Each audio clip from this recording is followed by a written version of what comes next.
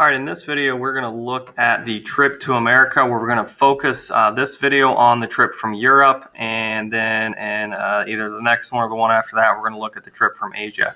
The amount of time that it took to get from Europe was about 1 week, give or take some days there, depending on weather and stuff. So obviously you were traveling via a boat. All right, so keep in mind that many of them if you think of the trip itself, this is 1 week if you're right on the coast. So if you had to travel from, here's Germany, let's say you were in Eastern Germany and you were traveling, you'd have to walk through Germany just to get to the coast where you could go. So that's going to take you another week or two. So the travel time is not necessarily just indicative of that 1 week. It could be much longer depending on where you were coming from just to get there. So if you were having to walk or take other boats, most of the time you're walking just because of the expense. A lot of the immigrants couldn't afford a ticket to come to the U.S., so what they would have to do is they would have to sell a lot of their stuff. One of the reasons that would work out for them is they couldn't carry very much. All right, they could only take with them what they could carry. So they weren't bringing furniture. They were mainly bringing just clothes, some photographs, and then any tools that they had that could help them make money. That's what it means for their trade.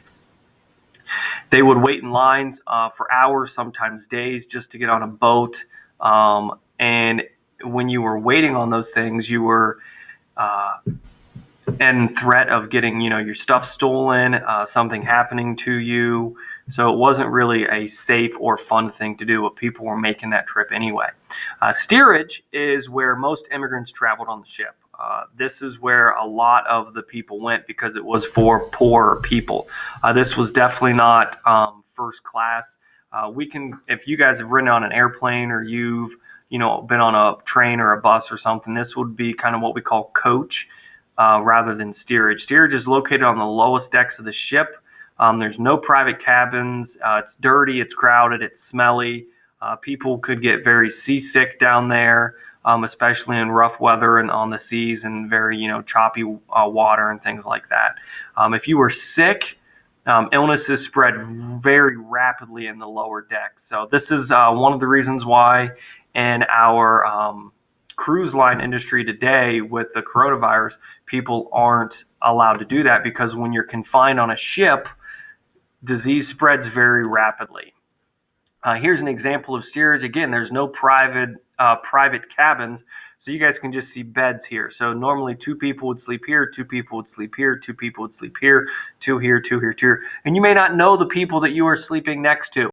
This is your dinner table, and obviously this is for a large group of people. Right here, this is called a porthole.